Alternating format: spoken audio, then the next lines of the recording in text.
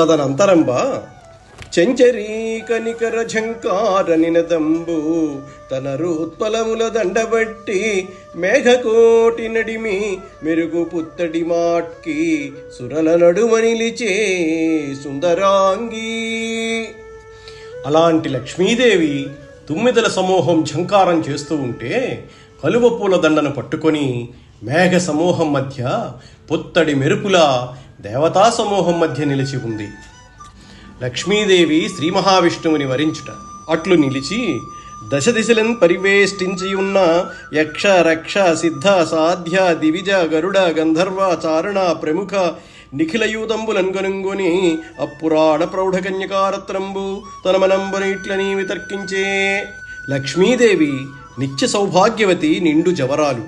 ఆమె అన్ని వైపులా తనను చుట్టుకొని ఉన్న యక్షులు రాక్షసులు సిద్ధులు సాధ్యులు దేవతలు గరుడులు గంధర్వులు చారణులు మొదలైన వారినందరినీ చూచింది. ఆ కన్యకారత్నం తన మనస్సులో ఇట్లా ఆలోచించింది.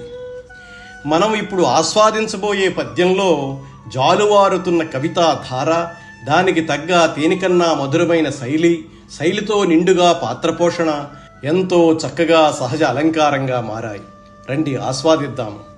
ఐదువనై ఉండనలబడదొకచోట ఒకచోట సవతితో ఓర్వరాదు తగనొక చోట సంతత వైభవంబుగాదు ఒకచోట వేడిమి నుండబోలదు ఒకచోట కరుణ లేదొక్కింత వెదకినా ఒకచోట డగ్గరి ఉండబెట్ట నెరయంగ ఒకచోట నిలుకడ చాలదు చర్చింప ఒకచోట జడతగలదు కొన్ని చోట్లు కామగుణ గరిష్టంబులు క్రోధ సంయుతములు కొన్ని ఎడలు కొన్ని మోహలోభ కుంఠితంబులు కొన్ని ప్రమదమత్సరానుభావకములు. ఒక చోట పునిస్త్రీగా ఉండడానికి వీలుపడదు అంటే మన్మధుడు విగతదేహుడు.